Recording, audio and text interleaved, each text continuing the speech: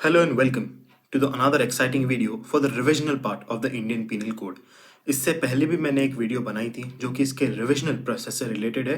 वो पार्ट 1 था। उसे आप ऊपर दिए गए डिस्क्रिप्शन के लिंक में जाके देख सकते हैं। अब starting with the same, section 3 and section 4 of the code deals with the extraterritorial operation of the code. Extraterritorial operation का मतलब होता है कि इस पर्टिकुलर टेरिटरी इंडिया के बाहर का उसका application. Now, Section 3 states that any person liable by any Indian law, यदि कोई भी व्यक्ति जो इंडियन लॉ द्वारा बाध्य है वो इंडिया के बाहर आउटसाइड इंडिया जाकर कोई ऐसा काम करता है which is punishable in India, तो फिर ही shall be punishable as if the offence has been committed in India. यानी इसका सिंपल तरीके से मीनिंग ये है कि अगर कोई ऑफेंस बाहर किया गया है जो कि इंडिया में पनिशेबल है तो वो बाहर भी उस चीज़ का इफेक्ट इंडिया में आएगा और वो पनिशेबल माना जाएगा। So an offence is in India shall be an offence outside India. तो सेक्शन 4 की तरफ बढ़ते हैं। ये एक एक्सटेंशन है सेक्शन 3 का, जो ऊपर वाले सेक्शन में हमने बात की। सेक्शन 3 का एक्सटेंशन है section 4, that is the extra territorial offences. We did not go deep into the section because it is not of that use. So coming to chapter 2 of the code, which covers section 6 to section 52A of the code, it deals with general explanation. General explanation. Explain की गई हैं चीज़ें जो कि generally इस पूरे code में बाद में काम आती हैं। अब यहाँ पे सबसे पहले सेक्शन 6। सेक्शन 6 में कुछ प्रोविजंस हैं आईपीसी के। उन प्रोविजंस में दिया गया है कि जो भी पीनल कॉन्सिक्वेंसेस अगर होते हैं इस आईपीसी द्वारा, that are all subject to general exceptions.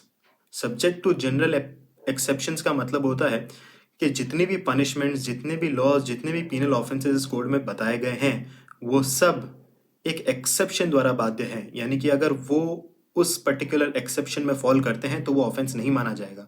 इसके बारे में आगे चर्चा करेंगे क्योंकि रिविजनल पार्ट है तो डिटेल में इसको डील नहीं करूंगा, लेकिन अभी सिर्फ सेक्शन 6 ये पावर है, ये बताता है, इसलिए यहाँ ये बताना ज़रूरी है। अब let's now straight away jump to the section 19, जो कि सबसे इंपॉर्टेंट सेक्शन है। वो डिफाइन करता है जज। अब आप सभी समझेंगे जज का मतलब तो बड़ा सिंपल होता है, पर यहाँ पे एक टेक्निकल लैंग्वेज में जज को समझना जरूरी है, जो डिनोट करता है कि हर वो आदमी जज है जो कि ऑफिशियली डेजिग्नेटेड एज अ जज है, who is empowered by the law to give civil और क्रिमिनल डेफिनेटिव जजमेंट, जो कि जजमेंट देने के लिए एम्पावर्ड है, वेदर सिविल और criminal. The one who is empowered by law to get the judgment as a जज। यहाँ पे अगर अपन बात करें तो a member of a panchayat is a जज। एक सरपंच भी जज होता है अगर वो बैठ के कोई केस डिसाइड करता है तो।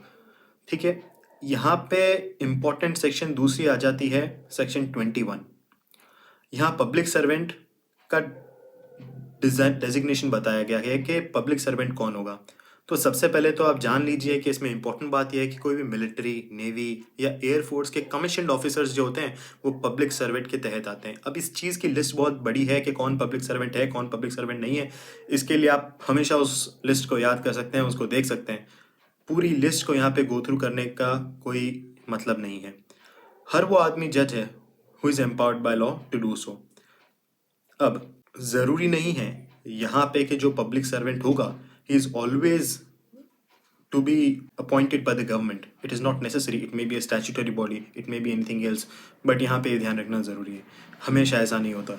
It is important here to note that an MLA is not a public servant, क्योंकि कई बार पूछा जाता है कि MLA एक पब्लिक सर्वेंट है, तो पब्लिक सर्वेंट नहीं है। क्यों? क्योंकि ऐसा एक जजमेंट में था सुप्रीम कोर्ट के, जो कि RS नायक वर्सेस AR एंटिले में ये चीज़ दी हुई है, तो इसको ध्यान में रखें। Now coming to section 22। Section 22 includes every corporeal property जो कि किसी भी डिस्क्रिप्शन की हो, पर उस कॉर्पोरियल प्रॉपर्टी में क्या इंक्लूड नहीं होता है? लैंड। कॉर्पोरियल प्रॉपर्टी पे लैंड इंक्लूड नहीं होता है, या वह चीज जो कि अर्थ से अटैच्ड हो वो इंक्लूड नहीं होती है, या वो चीज जिसको परमानेंटली फैशन किया गया हो किसी चीज से, यानी कि बांधा गया हो, जमाया गया हो उस पर्टिकुलर अर्थ से, which is attached to the earth. यानी कि यहाँ पे ये चीज़ें इंक्लूड नहीं की जाएगी। अब सेक्शन 23 की तरफ बढ़ते हैं। जो डिफाइन करता है रॉन्गफुल गेन और रॉन्गफुल लॉस को। यहाँ से बड़ा इंपॉर्टेंट पार्ट चालू हो जाता है कि रॉन्गफुल गेन और रॉन्गफुल लॉस का क्या मतलब होता है। ये हमें आगे भी बड़ी मदद करेंगे जब हम कोड में डिटेल में पढ़ेंगे बाकी चीज़ों के बारे में, क्योंकि इनका मीनिंग क्लियर होना बहुत ज़रूरी है। तभी आगे वाले सेक्शंस में हम ये समझ पाएंगे कि एग्जैक्टली वो सेक्शन कहना क्या चाहता है। So, from this point, important definitions are there which you people should thoroughly understand, because it will be easier for you to read when you read the code again, when you understand the same.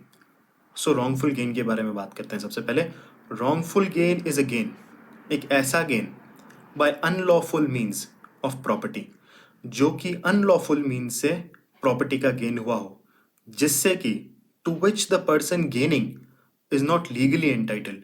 जो gain कर रहा है उस particular fraud से वो entitled नहीं है, उस हकदार नहीं है उस चीज का। कोई भी गेन तब अनलॉफुल होगा जब जिस आदमी को वह हुआ है वह उसका हकदार नहीं हो। और इसी का उल्टा, the exact opposite of this is the wrongful loss. It is the loss by unlawful means of property to which the person losing it is legally entitled। जो पर्सन लूज कर रहा है वो एंटाइटल्ड है उसको लूज करने, क्योंकि वो लूज करेगा तभी तो अगला गेन करेगा।